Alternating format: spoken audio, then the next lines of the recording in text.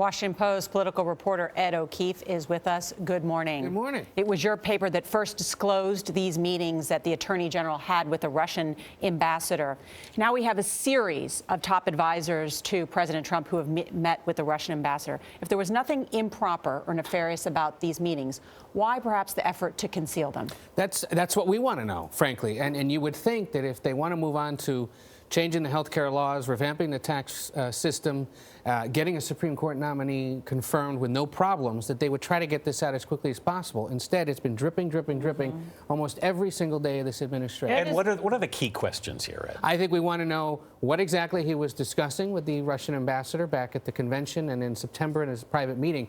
Part of the reason is because he was a member of the Senate Armed Services Committee. So he might have met regularly with foreign defense officials, military officials, but why would he be meeting with an ambassador? That's usually reserved just for members of the Foreign Relations and the Intelligence Committees. And, you know, given that everything was going on and the reports were surfacing about Russian interference around that time, that's what raises questions. And we want to, I think we in the press and certainly others want to know, why else were people talking to them during the campaign? During the transition, that makes a little more sense. They were reaching out to a lot of foreign governments and other entities at that point.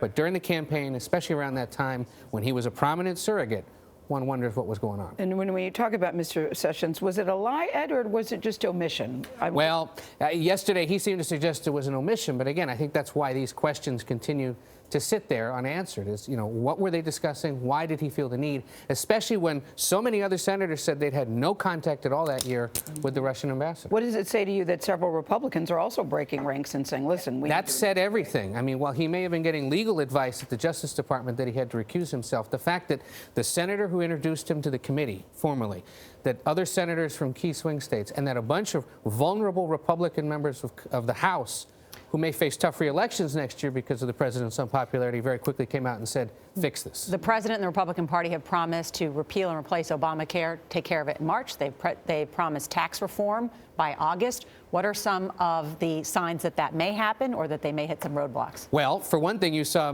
members of both parties yesterday running around trying to find copies of the actual reform plan. Including Republicans. Exactly. Saying they can't get it. They don't have it yet. And part of the reason they don't have it is because, you know, they just finished confirming most of the cabinet. The Senate can't do anything else but confirm these people. The other is because they can't figure out the details. They don't know exactly I was what told they that want it's largely the Tom Price plan that he had put forward when he was in the House. No? Yeah, but you're going to have as many as 40 very conservative House Republicans, members of the Freedom Caucus, raising concerns either about its price or that it doesn't go far enough to totally revamp the law. If those 40 are making trouble while Democrats don't want to do anything to change the law, it could get stuck in the House. How far away from this are they, Ed?